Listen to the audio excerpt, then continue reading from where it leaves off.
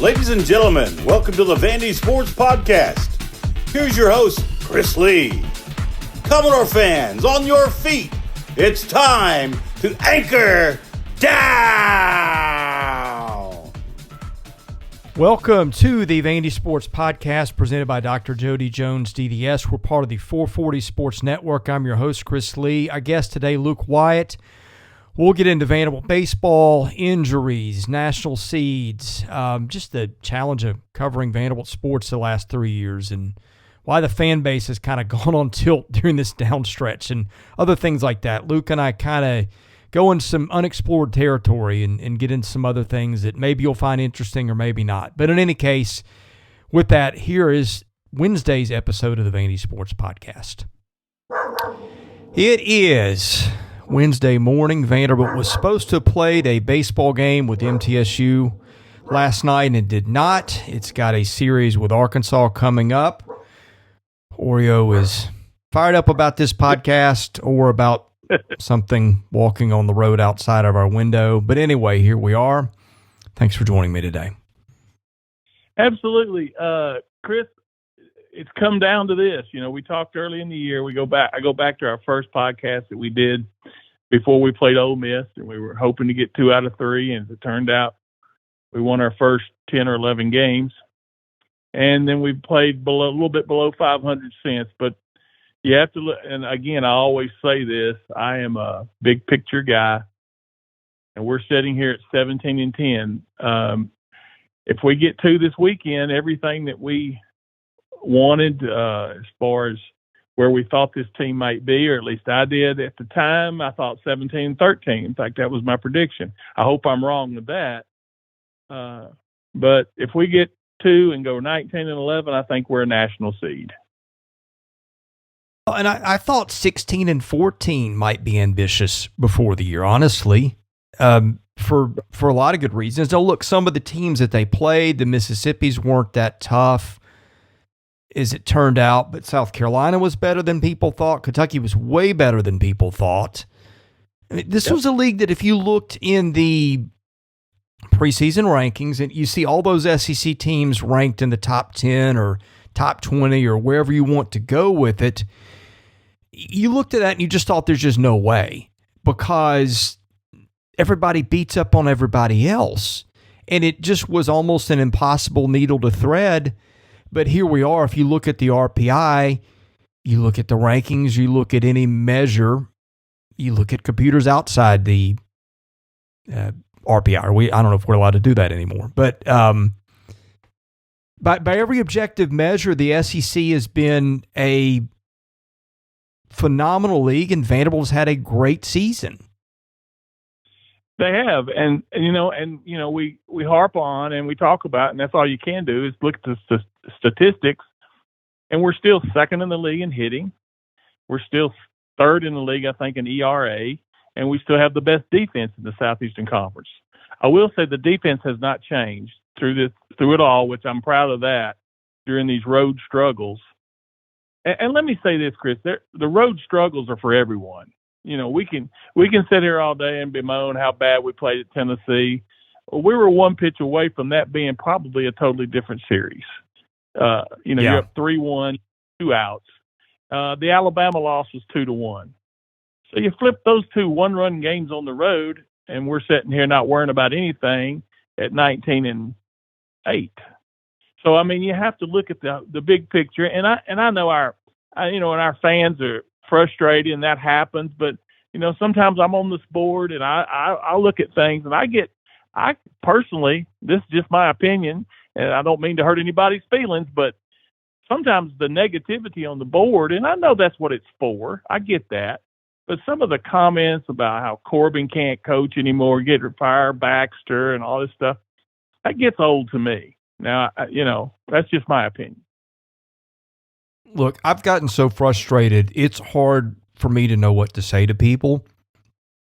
If you bring up analytics that say, hey, look, this is just a computer spitting stuff out. Now, I realize there's nuance, but here's what it says. People get upset at you for doing that. I don't know. Well, running a message board community and a podcast, how do I say this? Just dealing with some of the subject matter that I've had to deal with for a few years. And like baseball's kind of been like my happy place. That's been like the place I can go when I'm free of controversy. Right. Free of all the other stuff. And like all of a sudden that's been invaded. Well, I can solve there's a lot I could unpack here. Well, I was going to say I can just solve your problem. You can have a bowling podcast and a golf podcast, and you'd be real happy. Yeah, I know nothing about those, but it might be better than this. Look, I just, and I hate to use an Aaron Rodgers thing, but relax, folks. If we get swept this weekend, guess what? We're still probably a top 16. Maybe not, but we're still probably that. I'm just looking at worst case scenario for everyone out there. We're still going to be in the NCAA for what, our 16th or 17th consecutive time, which is more than anybody in the entire country, assuming Florida State doesn't win their tournament, their ACC tournament. I don't know what people want. I said it a couple of podcasts back, Chris. We get spoiled by winning as well as losing can, frustrate everybody. Well, if you don't win enough or you don't win the right way, how do you think LSU fans feel? Oh, my goodness. Two out of three at home by Mississippi State, who probably won't be in the SEC tournament. Last night they win the game, but they make 4 errors and look totally disinterested against McNeese. I believe it or not, I watched that game. I don't know what that says about me. I guess I'm sick, but I watched the McNeese LSU game last night, and LSU looked like they didn't want to be there no more than the man in the moon. And I know it didn't mean anything in the big scheme of things. They're going to be a national seed no matter what. But still, I can't imagine. I didn't go on their message board. I go on UT sometimes to look at their stuff. And I know everybody just goes overboard with a loss. It's the end of the world if you lose a game, and you're the best team and best coach ever if you win a game. And I don't know. I'm just a big picture guy. It's just the way I think. Okay, I've always had this hypothetical thing, and I think this applies to covering the team, and it certainly applies to the fan base right now. Like if you see a headline somewhere that says, husband killed wife over didn't like the way he passed the salt at the table or something like that. Just going to guess, and I'm making something up for absurdity, that wasn't about passing the salt. That was about, 5.8 million things that precipitated that, quite possibly. And that's kind of my jumping off point with the fan base, is I think what's happened, and I mean, the last 3 years have been brutally tough in a lot of ways, right? I think everybody living through COVID and just the politicized times has got everybody on edge to begin with. And then you come to sports, and sometimes that's not only not relief, it's pouring gasoline on the fire as other things get brought into it. Okay, and that's just one component, right? Like I have literally disconnected from all news right now. I don't get any newsletters. I don't listen to any podcasts just because there's just stuff I don't need in my life right now. Sure. And so I think everybody right now is walking in times where you've got to be careful that you're not walking around on tilt as it is. Right. I agree. I think number two, this has been the refuge for Vanderbilt fans. Like everything else could go wrong. Football could go through a winless season. I think men's basketball being bad to mediocre for a decade certainly has not helped. And you take that away, where that's been a thing that's always kind of been there, and now it's kind of not. Maybe it is, depending on your point of view and what two NITs mean. I'm not getting into that today. But you have all these things that come in, and then you have baseball is kind of provided with the way last year ended, especially the way that it happened against LSU, where Vanderbilt was on the verge of just need to win a couple games and get a struggling LSU team to host. And it just, that was the worst series I ever remember them playing, probably. I was barely out of the hospital at that point. And so my memory was a little sketchy, and I wasn't even able to watch all of it. But I think that kind of put the fan base a little bit on tilt. And from which point on, you throw in the portal, you throw in all these other things, and like everybody's safe place now feels threatened. Right. And I just think it has put people on edge and put everybody overboard. And I think a lot of it is panic, and maybe people presume the worst is a way to protect themselves if it goes bad, which is not a really fair spot to put the players and the coaching staff. And even Vanderbilt baseball has suddenly turned into this place of negativity.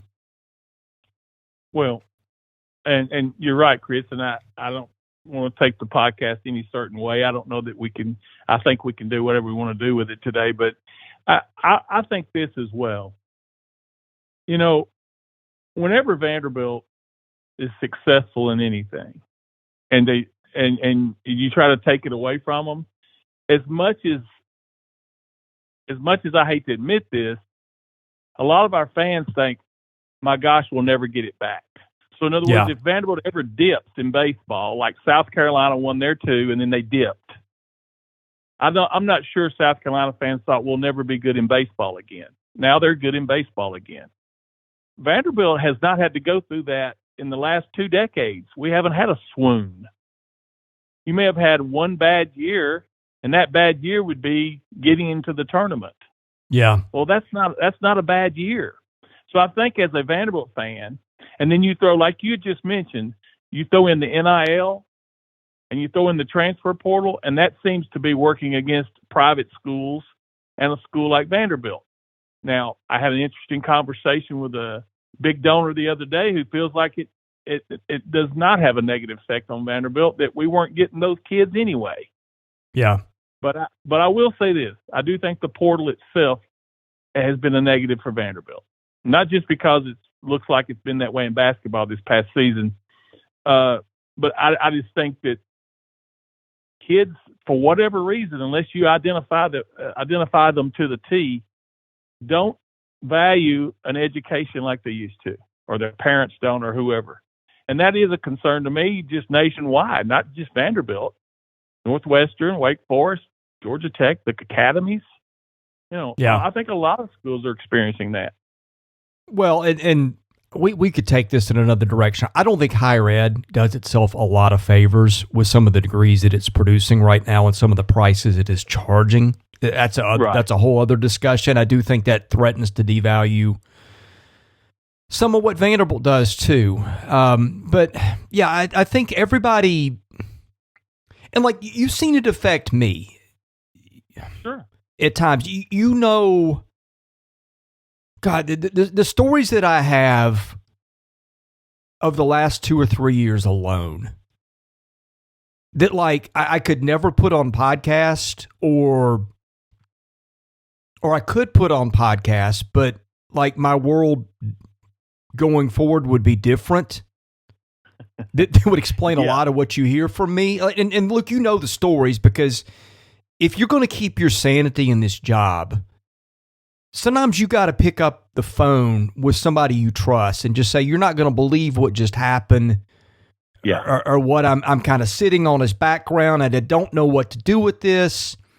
And I'll hit this head on. Okay. I got called out this weekend by some people, and they kind of weren't wrong about being short and rude with people and talking down to people on the podcast. I don't mean to do that at all. I hate it when people do that. That's not a part of who I want to be. And I think, and look, you know most of the stuff I've been through, just covering the beat. And I say that I've been through, some of it's personal, some of it is just knowing what has really gone on in places. And like, how do you sort of take the part that you can't say and try to paint a picture to where people could understand it, but you can't use any of the details or most of the details because, for a lot of reasons, like sometimes they're R-rated or maybe even almost X-rated. Sometimes you could use it, there would be no problem, but it would burn a particular individual. Well, here's my opinion. Yeah. Go ahead. Well, and here's what happens, okay? I have been storing up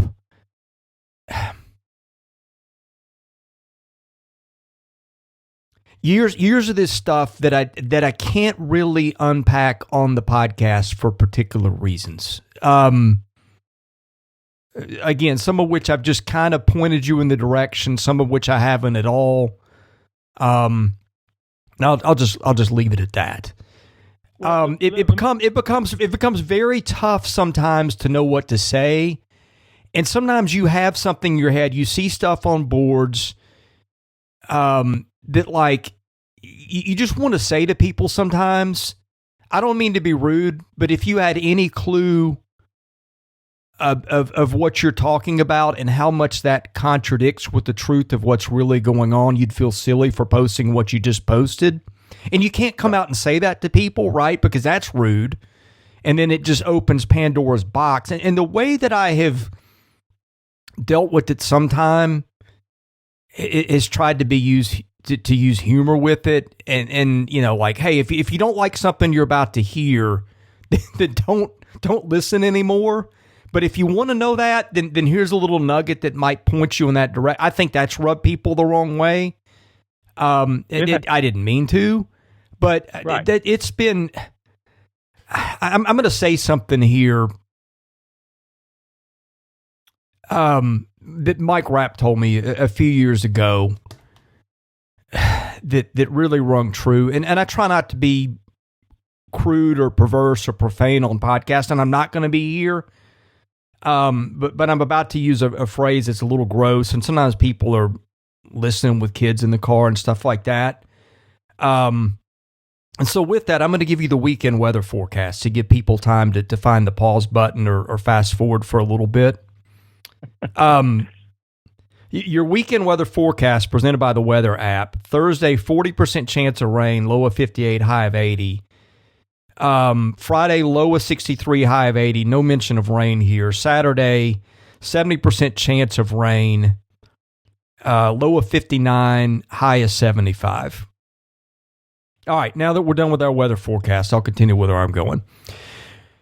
Mike used a phrase to me a few years ago, sometimes you just have to eat the turd, which was just a perfect phrase. And like, that means you have to sit and take it when people take issue with what you say.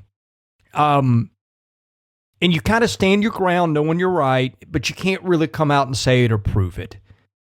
And like anybody that's been married, you know this intuitively, right? Absolutely.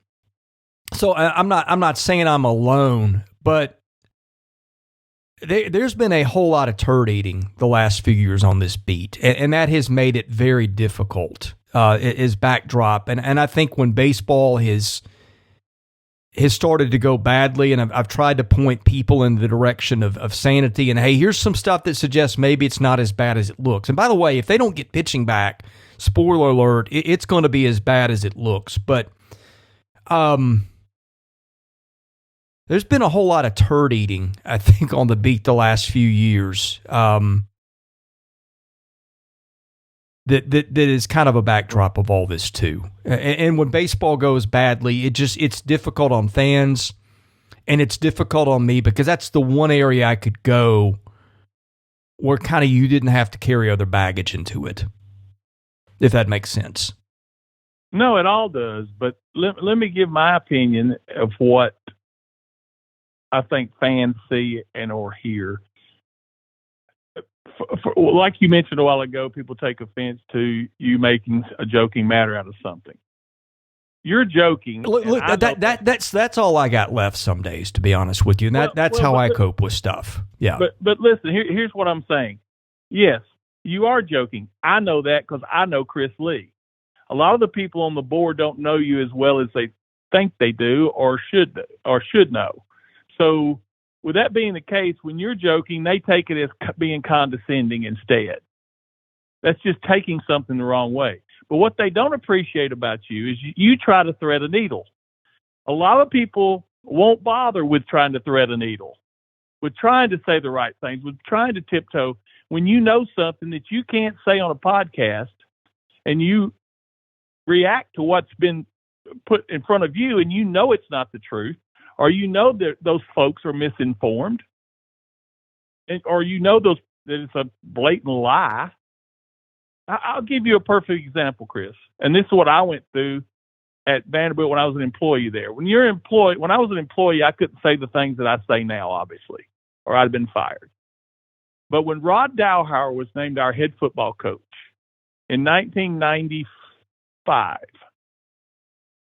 someone who I thought knew everything that I didn't know about football, and I respected them a lot, told me, "You will not believe the offensive genius we're bringing in. We're going to turn football on its head. Vanderbilt will become an offensive juggernaut." And they were serious. 2 years later, we have the worst offense in Division I, and we have the worst situation that probably for a 2-year period Vanderbilt football ever had. Now, that's the type of things you're seeing. And, of course, at the time, I couldn't argue with this person or blatantly say, I'm working in the same building with this guy, and I know we don't have a chance to win football games as long as this guy's here as the head coach. I couldn't say that. So you're in that same position, and I wish people would appreciate it more. And when you say something, it's not like you're just grabbing this out of thin air. No. And I think that's where the frustration comes from you. And I think the other side of it is people just don't know you the way they think they do. This season of the Vandy Sports Podcast has been made possible by my friend Dr. Jody Jones, DDS. When it comes to general or cosmetic dentistry services, Jody is the best in Nashville. Just check out his client list. It testifies to that. He sees movie stars, music stars, athletes, coaches, you name it. Jody is the dentist of choice for stars in Nashville, but he sees regular folks like you and I as well. What people love about Jody's office is the ambiance. It's relaxing. It's friendly. Someone described it to me as a tooth spa. Whether your needs are general or cosmetic, go see Jody today. Call him 615-270-2322. See him at 55 Music Square East, not far from downtown or the Vanderbilt campus. Jody is a former Vanderbilt football player and a huge Commodore booster, so go and talk Vandy sports with him while you're there. Go see Jody Jones today. Thank him for his support of this podcast, because without it, this season would not be possible. Yeah, I'm not perfect. I get short with people. I get my patience tested. But one thing that I've learned, I find that I don't make nearly as many judgments outside of the stuff I know anymore, because you just don't know what you don't know. Right. And sometimes there's a lot of people out there talking about stuff that they don't know, and they don't know that they don't know it.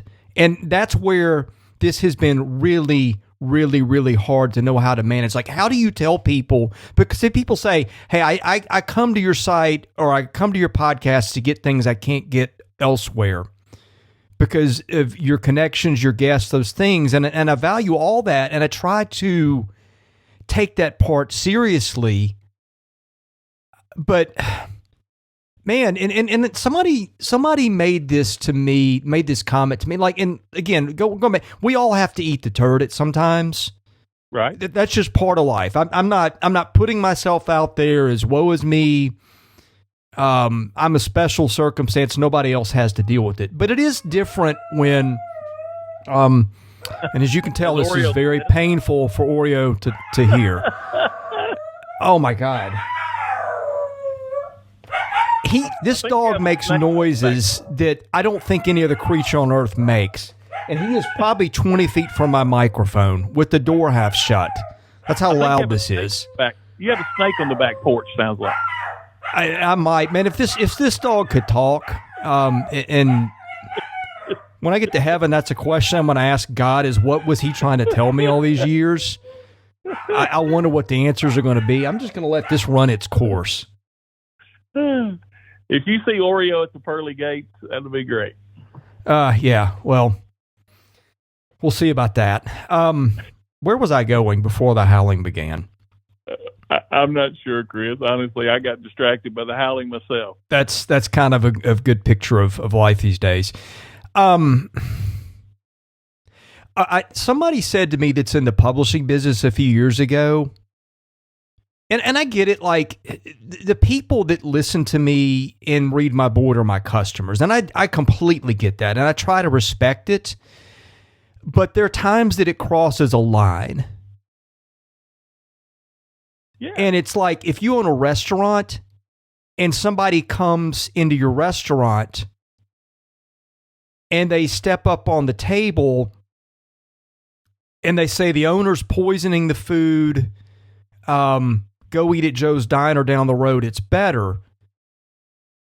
On one hand, I got a customer to deal with, and that's one thing, but it's also, okay, you're attacking my credibility in the restaurant business, and that's an entire other thing. Yep. And that has been the challenge of managing all this. You've got the whole thing of, and I'll bring this back to full circle to baseball in a minute.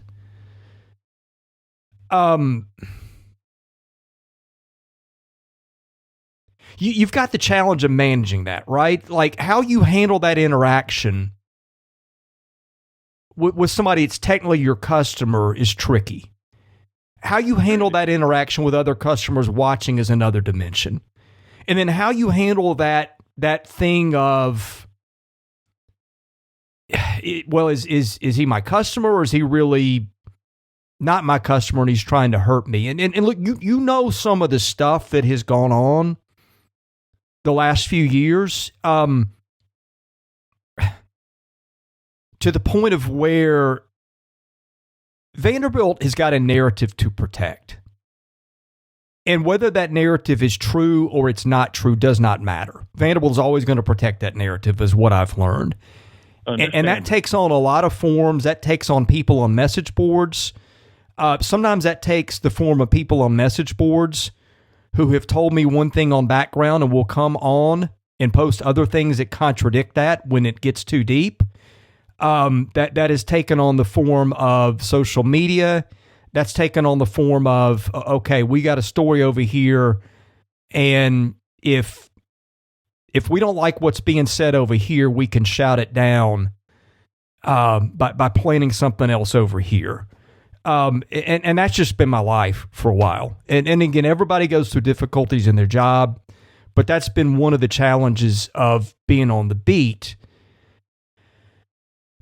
And where this intersects with baseball, and I think you feel some of my frustration coming out at times, it's like this is the one thing that I cover, and like everybody's got flaws, everybody's got warts, everybody's got a worse side. But this is the one thing that I've covered to where the public narrative is as close to the private narrative is of anything I've covered. Either that or they're just better at hiding it. And they're guys I respect, they're kids I respect. I know what you go through if you put on the uniform to play Vanderbilt baseball. I know what you go through if you're going to coach and work at that school and the hurdles you've got to do. I've known Tim Corbin publicly and privately. I've known Mike Baxter publicly and privately a little bit. I've known guys on that staff. And look, at the end of the day, if they stink, it's my job to call it out. But in a world where there are so many things wrong with college athletics and with the way things are run and their track record of what they have produced. And look, I've said this many times. As impressive as the 2 national titles and the 2 runners-up are, it's the being there year after year. consistently that I think is impressive as anything he's done. Florida State, barring winning the ACC tournament, and I think it is a tournament for the first time all year, is not going to make the NCAA tournament. And the moment that happens, Vanderbilt will have the longest streak of NCAA tournaments. Yep. All that to say, I have tried to be as honest with people as I can be in my coverage of everybody. And at a time where I'm like, man, look around you at what they've done. Even in a rough year, man, I think today, if you pick the field, if all 3 games get rained out this weekend, I think there's still a national seed, as hard as that seems to believe. And I look at people going on tilt. I look at the criticisms of a lot of these guys, and it just, again, my thing on the board is I try to let people have their say. I really do, because I think freedom of speech is valuable, and even the guy that you really vehemently disagree with today, for the most part, needs to be heard, because there might be something in that makes you think, that makes you see things a different way, or maybe even changes your mind. I really value free speech, but it has bothered me at times knowing the way the sausage has been made over there, seeing some of the stuff, some of the grenades that get lobbed at them at times. Yeah. Chris, let me put my bow on this, if you don't mind. I read every bit of Vanderbilt content that I can get a hold of. Tennessean, Athletic, what other podcasts or other people are out there. I won't go in to mention them. But let me just say this, and this is for everybody on the board and everybody that watches you on YouTube or the podcast on YouTube or whatever, however they do it. It's one of those things, and you're in the same boat as Tim Corbin when I say this, so stay with me here. You won't realize how good you had it until they're gone. And that includes you, and that includes Tim Corbin. So, folks, just take a step back, relax, enjoy that you've had one of the best products in college athletics in the last 2 decades across any sport. And just enjoy the games and enjoy trying to get these kids over the hump or whatever funk they're in right now, if it is a funk, or if it's just a road, the way the road was. You know, I'm not selling them short. I think, you know, and that's my bow on it. But to kind of transition into this, the reason they're in the fix they're in is what you and I talked about, Chris, 3 weeks ago before they headed to Tennessee. We were looking for negatives. The only negative we said was what? Injuries. And what has happened? We now have 5 injuries. 5 pitchers who may not, probably won't pitch the rest of this season. 4 for sure. 5, you know, we got I guess a 50-50 answer on Hunter Owen. So you take any other team out there, and let's see what's happened if they've lost 5 guys. Look what happened to Ole Miss. They're defending national champions. They're not going to even go to Hoover. They're going to sniff you, Hoover. They're not even close to it. So we're fighting that battle right now. And everyone says, well, what about the hitting? Look, when you know Carter's not on the mound or Hunter's not on the mound and we have to piece it together, what does that do to you mentally as a hitter? You start squeezing the heck out of it. If it was wood, it would be sawdust. And instead of doing the natural things you do at the plate, you try to hit a 2-run homer with nobody on base. And that's why the hitting looks the way it does. But let's give credit what's due. Florida's pitcher Caglione pitched the game of his life. That's the best the kid's pitched in his career. And he did. He threw the ball well. I don't think anybody hits him the other day. No, when it's working, it's 98, and it's tough to hit. And if it's in the strike zone, which it hasn't been all year, then God help you. So sometimes you have to turn around and give credit to the other team. It's not like we're playing Claremont mud every day. And when we go on the road, as you see, the road in the SEC is a beast to everybody. Look at Tennessee. Preseason number 2 in the nation. They're 2-11 on the road. You get them out of their phone booth, and they are so uncomfortable they can't even catch the baseball, literally. So it works. Everybody's got, like you said earlier, everybody's got their warts. We're dealing with it right now, but the good thing is we're going to have an opportunity. We have an opportunity this weekend to right all those wrongs that everyone thinks has happened just because it's happened in the last 3 of the last 4 weekends. It's like the sweep of Kentucky never happened in some of the people's eyes. I know. I want to back up on a couple things before I forget, and then I want to turn the discussion to pitching and injuries and stuff. And I think this explains a lot of things, too. And I think as brutal as the last few years on this beat have been, in every way you can imagine, and some you probably can't,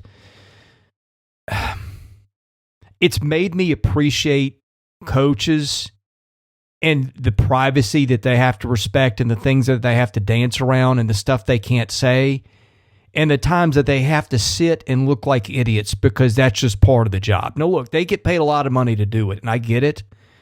But nobody, I don't care how much you make, you don't want to look like a fool. That's not fun. You couldn't write Tim Corbin a $50 million paycheck and that just erases all the days that he looks like an idiot in the public eye. I mean, that's a bad day no matter what your check is, I think, because everybody's got self-respect and dignity. And just having to sit on sensitive things and not be able to always air the reasons for your decisions is something I can really appreciate. And when you're dealing with pitcher arms and injuries, man, you got so many variables. You got agents or advisors or whatever. You've got perception of national media, of scouts, of organizations, of other recruits. You remember they got dragged through so much with Kumar Rocker. I don't know what was fair and what wasn't, but Kumar Rocker, coincidentally or not, got hurt this week. And I guarantee you that's going to be brought up in some living room somewhere. And so now you got that against the backdrop of you're trying to manage 2 first-round pitchers and their arm health. And frankly, we don't know most of the details there. We don't know whether they can pitch, whether they can't pitch, or whether maybe they can pitch and they feel 98% good about it, but it's the 2% that, boy, if it goes wrong, it's really bad for a lot of people. There's been questions sometimes. A guy played the day before, got benched the next day. We don't know if a kid popped off in the dugout to a coach. I'm not saying anybody did or didn't. I'm not trying to imply anybody about that's been benched lately, but stuff happens. And as a coach, sometimes you just have to sit there and you eat the turd. Yep. And look like a fool. And I respect him for that because Tim never throws his guys under the bus. Never. And here's another thing, and I think people know this. I might have told this story. In 2006, this is before all the games were on the radio, I was doing some midweek broadcasting work for them just for lack of better options, and I was at the ballpark. I got picked. So they had the SEC tournament for basketball. They had nobody to broadcast baseball. This is when you had to listen to baseball broadcasts like over your phone. So like I broadcast a lot of games literally sitting there with a phone receiver up to my ear. Which makes it difficult when you need to shuffle through papers and everything, but that's a different story. And so I got picked. They had nobody else to broadcast a road trip against Ole Miss.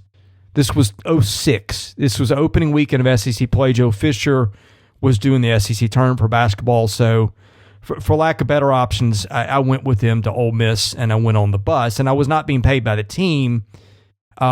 I don't think I was. So there was, that in terms of the conflict of interest issue, but I'm not going to go into stories of what I saw on the bus or didn't see. And it's like like there's a smoking gun or anything I saw that, telling it would be out of school, but just out of respect to them, I won't. The thing that amazed me being around the team that weekend and being on the bus was Tim Corbin had almost supernatural powers to perceive stuff that was going on around him and human dynamics to a degree that I've never seen it in other people. It's something that left a mark on me all weekend. I mean, and ever since. And I have, without trying to go overboard here, I just have so much respect for the way that he does things, having seen it at so many levels through the years. Well, let me tell my little quick story about that same type of thing.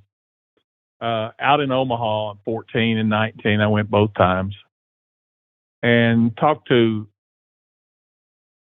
the people where they unload and load the buses and that type of thing. People that the kids saw every day. And there's been a lot of teams in Omaha. I asked them, how are our kids compared to the other kids? Oh my gosh, why can't we have 8 of those every year? That's what makes me proud of Vanderbilt. Yeah. No one's dropping trash on the ground. No one's cussing in front of kids. No one's doing I'm not saying they're perfect angels. I'm not. I'm just saying the hotel where they stay, where they respect what they're doing. The picture I have in my mind when we won in 2019 is, I forget which player it was. We've won. Everyone's dashing out on the field, the dog pile, whatever. Right after the dog pile, they take a shot in the dugout, and we're picking up. One of the players is picking up trash in the dugout. Yeah, that was Stephen Scott. Stephen Scott. We just won the national championship. Show me another team that did that. Now, maybe there was, but I'm just saying that's the stuff I'm proud of and always will be proud of. But yeah, and look, one more thing before we move on. I think people know this. My contract with Rivals says you're to do this as a journalist, not a fan. Now, look, some people that run team sites, a lot of people take that very seriously, probably more often than not. Most people don't. But that's the way I'm going to do my job. And that comes with trying to be as balanced as you can be. And so this show probably just sounded in a lot of ways like a big Vanderbilt pep rally, and that's not what I'm meaning it for me to be. If people, I mean, God knows people have heard my criticisms of Vanderbilt and other things. I think they know that's not what I've tried to do. And I'm careful with that sometimes to the point almost of maybe going too far the other way because of perception and needing to make sure that doesn't get out of whack against you another way. But it gets to a point to where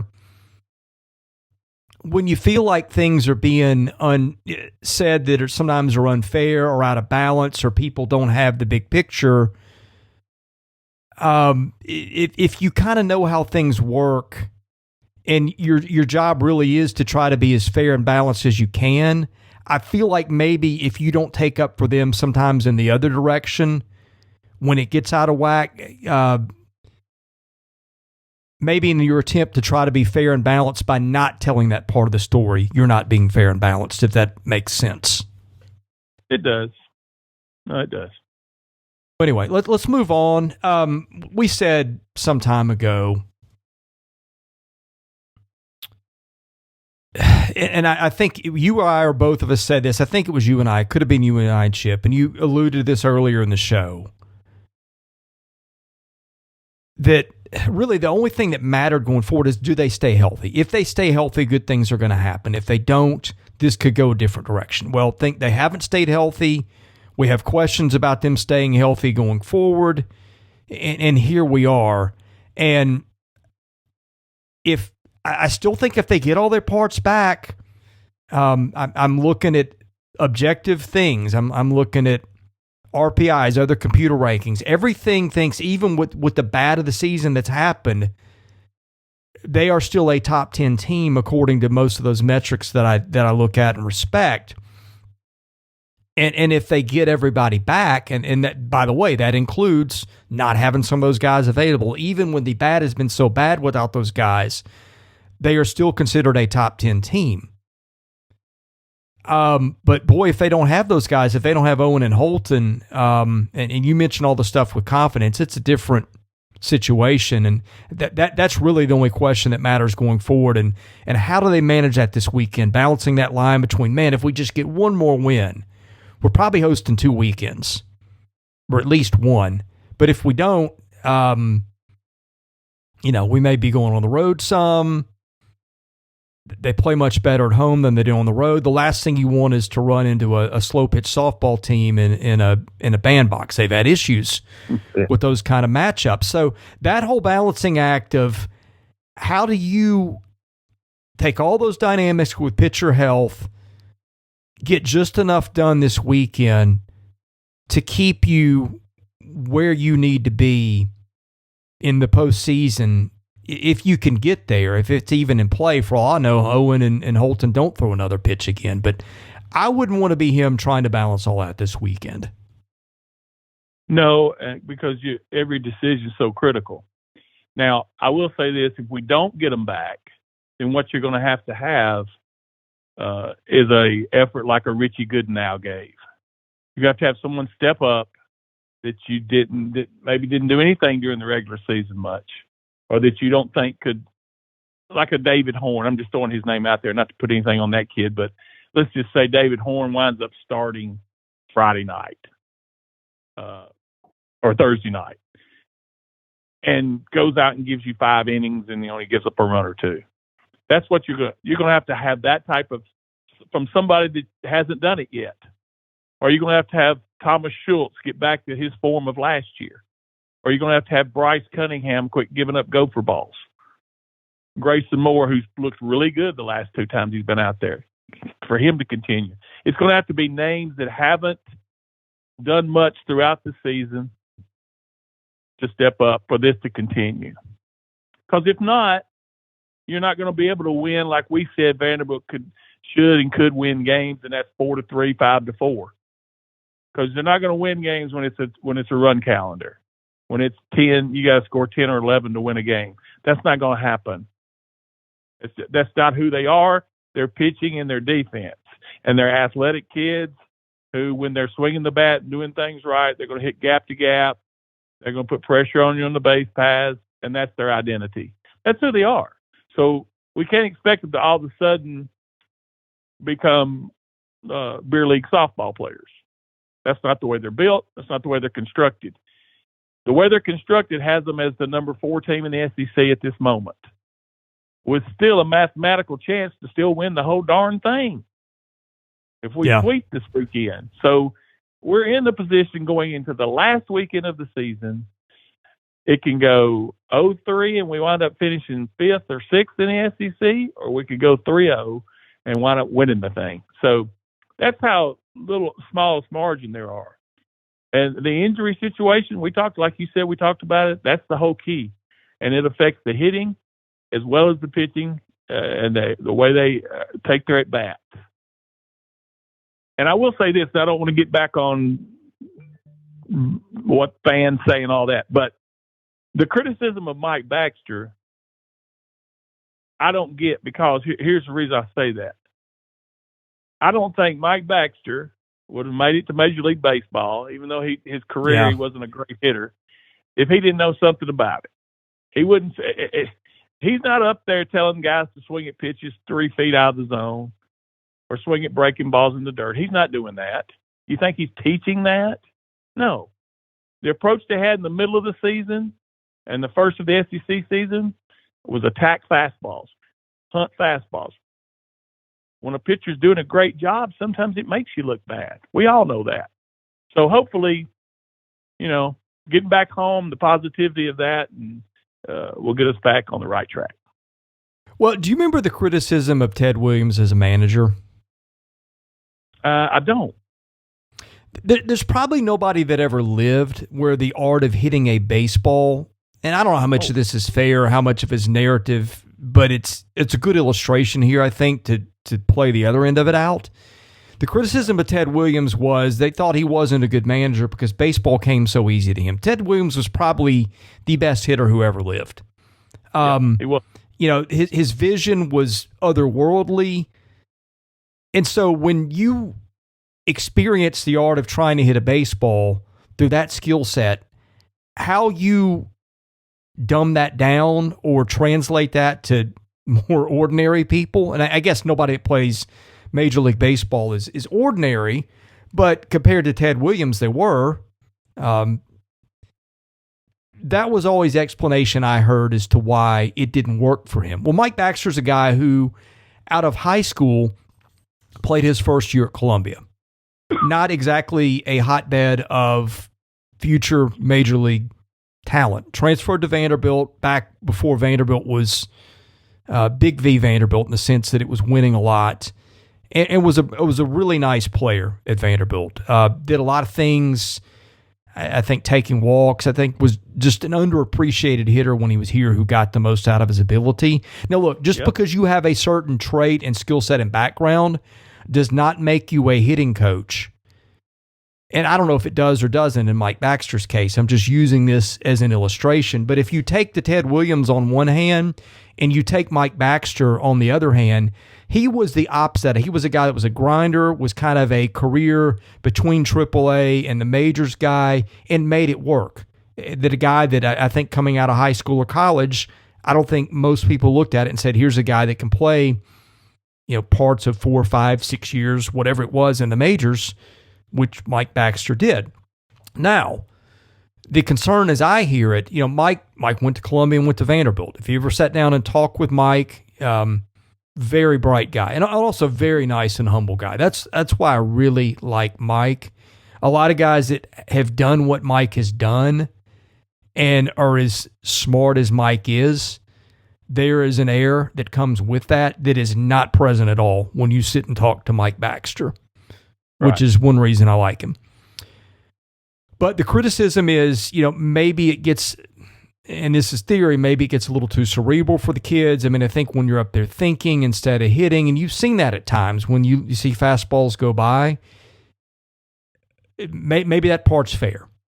But you've also seen where they did that the first, 4 weeks of the season, they got that Ole Miss series and it flipped on a dime. You've also seen an ability of a guy who's been able to turn that around, and that was a much different hitting team for the next 6 weeks, to the point we said on the podcast, like, hey, guys, don't get used to this because it can't last. And now they're at a point where I know the injuries have been the big driver of the lack of success, but it's also kind of the other thing to where, I don't know, if you take every hitter in their lineup right now and you said, what's a best 90% outcome or, worst 10% or whatever, just about everybody in that lineup right now is probably in the bottom 25% of what they can do. So it's not just been a pitching thing. It's kind of been everything else has kind of gone sideways too, except for the defense. And that also goes for all the other pitchers too, or most of them.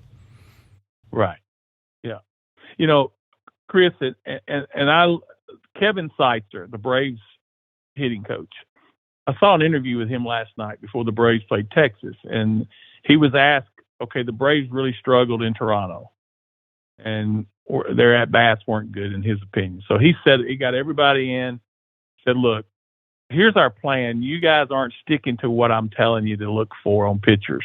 In other words, when let's say, Coach, and I'm comparing this for Coach Baxter.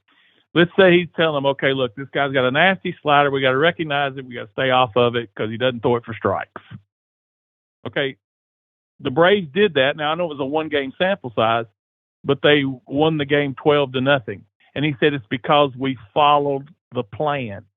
So how do we know that the kids aren't following the plan, that they're going out there, again, I think, and not knocking the kids, they're trying to do too much. I really feel that way. Because they know that right now our pitching situation isn't at optimum position.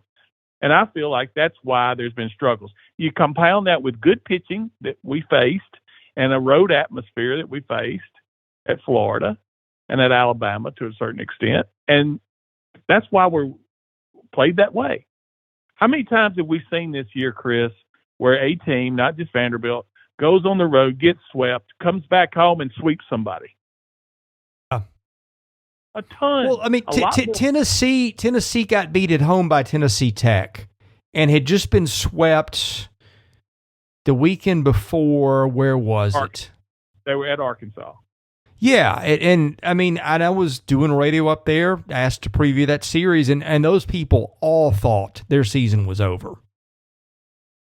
And I said, well, wait a minute, back away from a minute. Let's consider a couple things here.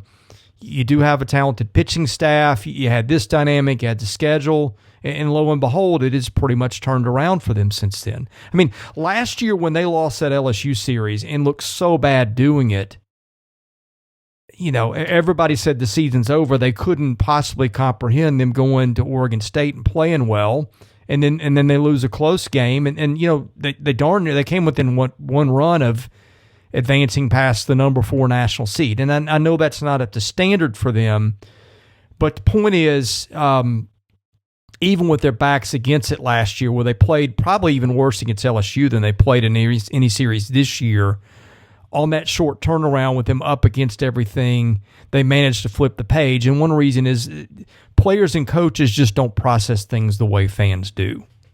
No, thank goodness.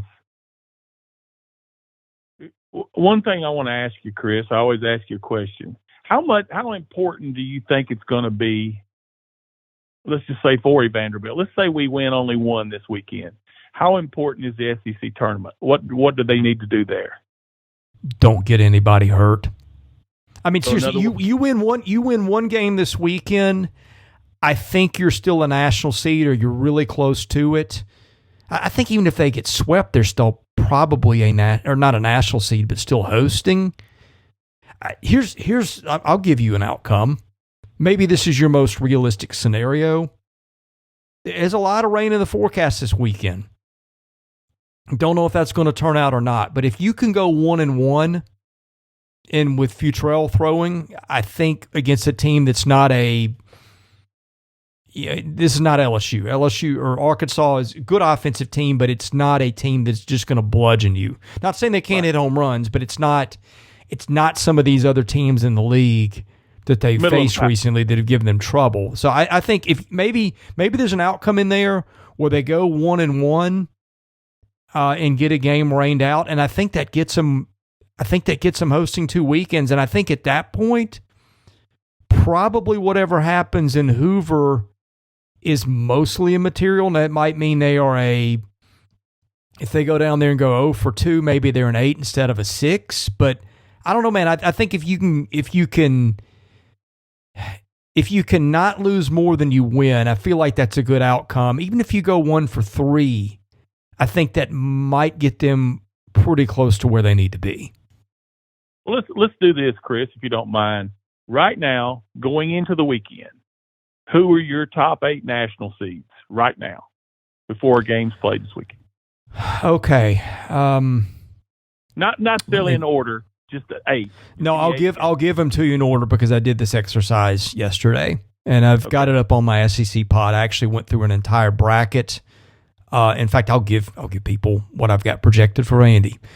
I went in this order for national seeds: Wake Forest, Arkansas, LSU, Florida, Stanford, West Virginia, Vandy 7, Duke 8. And I, honest to God, I thought coming into this, I thought that them losing last weekend would probably push them from wherever they were to maybe 9, 10, 11, 12. But when I look at the numbers, it just didn't. The RPI is 7, so I've got them slotted exactly where the RPI is. You look at series wins. I mean, Kentucky and South Carolina are ahead of them in RPI, but they beat both those teams, swept Kentucky. So you can't really, both those teams have got worse conference records. Vanderbilt beat both those teams. You look outside the league, the other best leagues are the Pac-12, where Stanford's running away with it. Stanford's RPI is below Vandy's. You've got the ACC's got a lot of good teams, but a lot of those teams, even the best teams, are 3-4 games over 500 in their league. When you get in that spot, hosting is a little, and being a national seed is a little dicey. There's 7 over 500 in the SEC right now. With the top 8 RPI, I think top 50 RPI wins, they are one of the top 3 or 4 teams in the country. I'd have to look that one up. I mean, in spite of how it looks and how it feels and how terrible the product has been on the field, that stuff doesn't really matter. It's the resume that you have booked. And I remember Mississippi State watching them in Hoover 2 years ago and watching the way they finished the season. They lost a series to Missouri. They were 0-2 in Hoover, and I think got run ruled both games. And you're going, yeah, man, if that's a national seed right now, then I'm the Queen of England. But the bracket came out; they were an 8, and you know the rest of the story. Yep, absolutely. It's the whole body of work. It's the big picture. Something I just try to drive home that point every week, and I feel really good about this weekend. I think we'll, like you said, if get a rain out, we go 1-1. If not, I think we win 2. I think we win 2 out of 3, even with our pitching woes. I do. Yeah. Oh, let's see. Mailbag. We have a mailbag to do. And I combined it this week. So I did some of these questions with Chip, and I will try to see what's left over for you as soon as I can find the mailbag. Any Woody Woodenhofer questions? Man, I hope not. Here we go. It's at the bottom of the page. Okay, let's see what has not been answered so far. And I think we did most of them Monday. And I will omit part of this question, but I think I'll give you enough to lead you where you want to go. WKU Door. Oh, by the way, the sponsor. We have a sponsor for this, and they probably would like the read they paid for. So let's get to that. The mailbag, as always, is sponsored by Sutherland and Belk, a family-owned injury law firm. If you or a loved one has been hurt in an accident, give Taylor or Russell a call. That number 615-846-6200. See what your rights are and if they can help. Okay, WKU Door. How long does a pre-series bat inspection process take? It is so time-consuming that they can't do it before. Is it so time-consuming that they can't do it before each game? They do it before each game. I understand now. I thought they just do it before the weekend. No, I've been told that they do it before every game. Okay. So now we need to get that clarified, but I was told this by a kid who was a manager at one of the other Southeastern Conference schools. So there's that. Allegedly, they are checking these stickers before players step to the plate. I'm not completely sure that's happening, or that was supposed to be in the protocol, but I mean, I still think the back doors that people used last year are still wide open. Is that a fair way to say it? Let me just say this: cheater's going to cheat. Okay. Yeah. Let's not name names here. By the way, I'm not saying you can go where you want. I'm being a good boy. Right. All right, we'll just leave it there. Yeah. Okay. Chester Copperpot. Let's see. What changed aside from the level of competition from first half to the second half? Lost 3 or 4 series and has not been overly competitive in them. And do you get the sense that Mike Baxter is on the hot seat? Second part of the question, no. First part of the question, the road. That's the reason. Yeah. That's it. That, and of course the injuries. Everything kind of turned on a dime whenever the Carter Holton thing started, and then Hunter Owen, and then Ducanit's not being able to come back. So all those things combined, that affects midweek. That affects everything. Affected everything. So, yeah.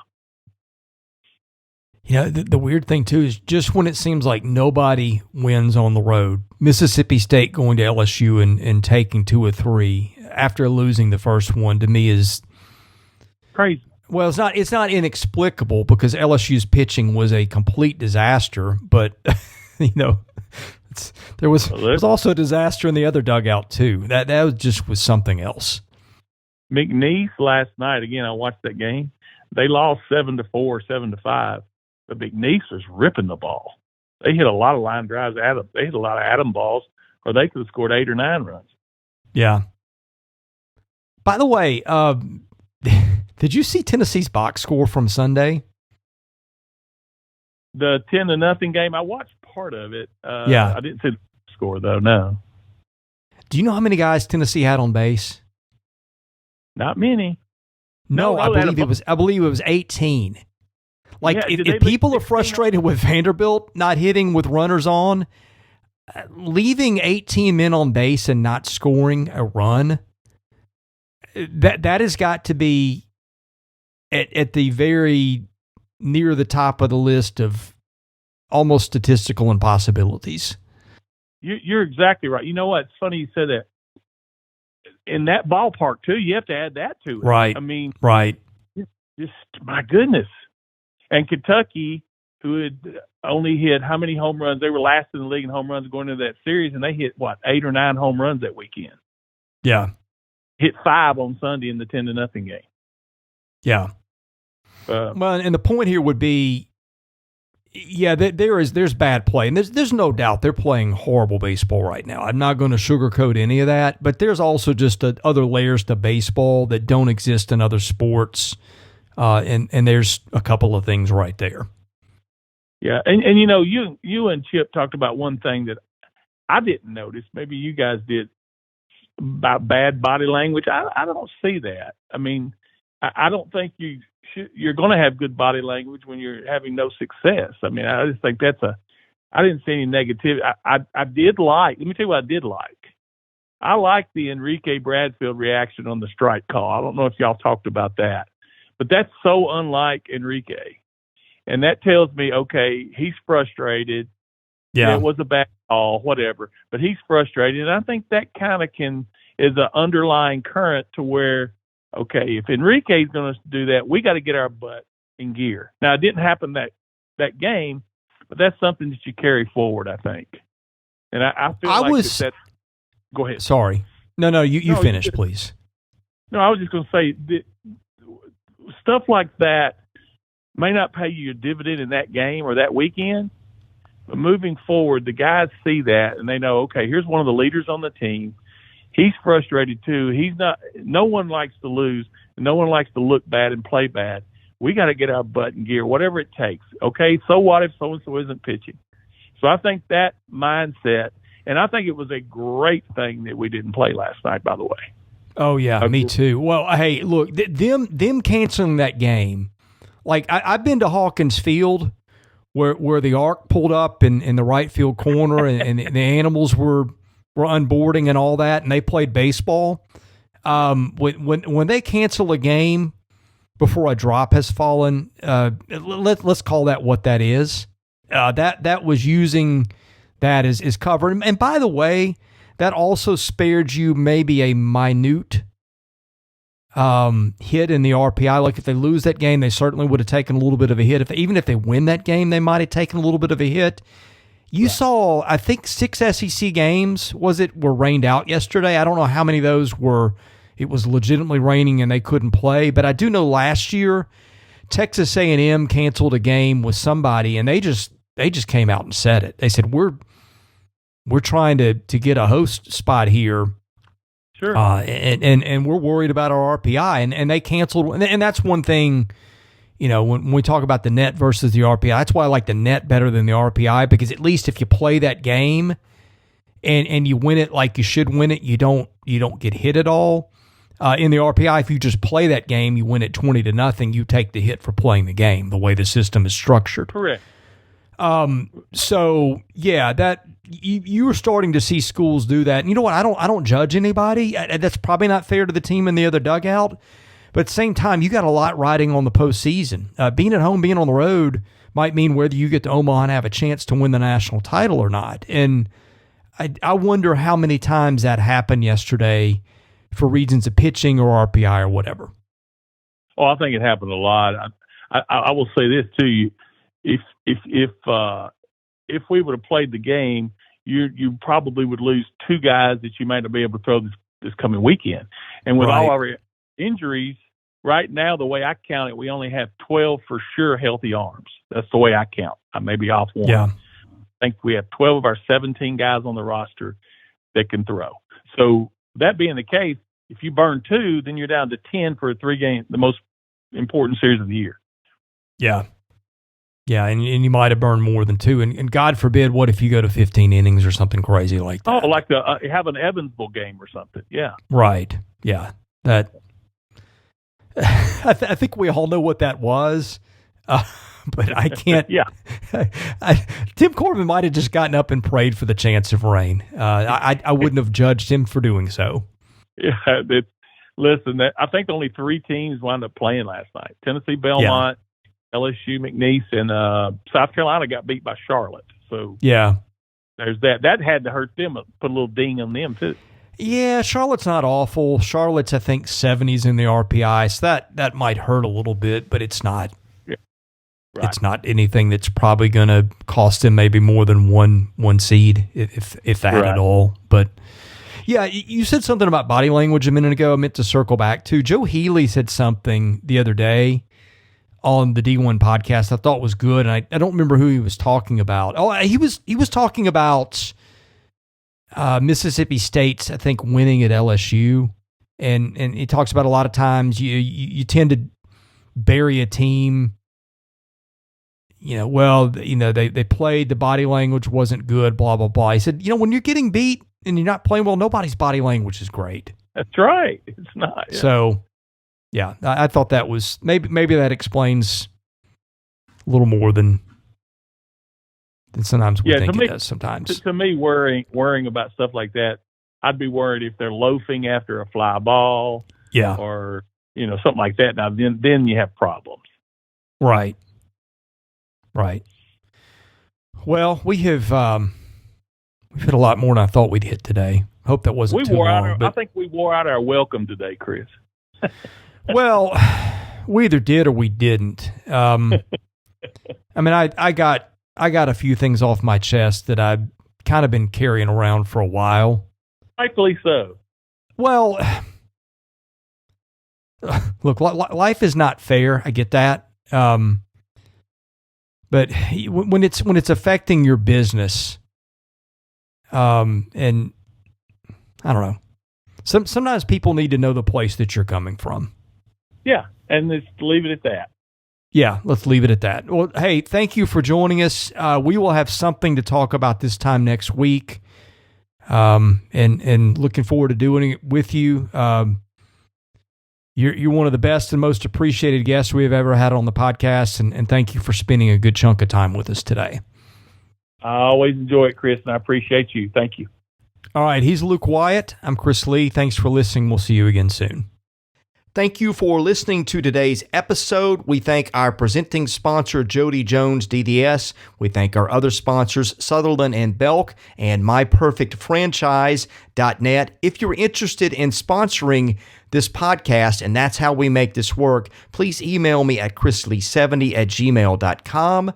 We also ask that you subscribe to our website, vandysports.com. That is $99 a year. You get things there that you don't get here. And of course, please rate, review, and subscribe where you see our podcast. That helps us get noticed. Be sure to follow us on Twitter at vandysports.com. Follow me at chrislee70. And finally, subscribe to our Vandy Sports YouTube channel as well. Thank you for listening to the Vandy Sports Podcast, which is part of the 440 Network. I'm your host, Chris Lee. We'll catch you with another episode coming very soon.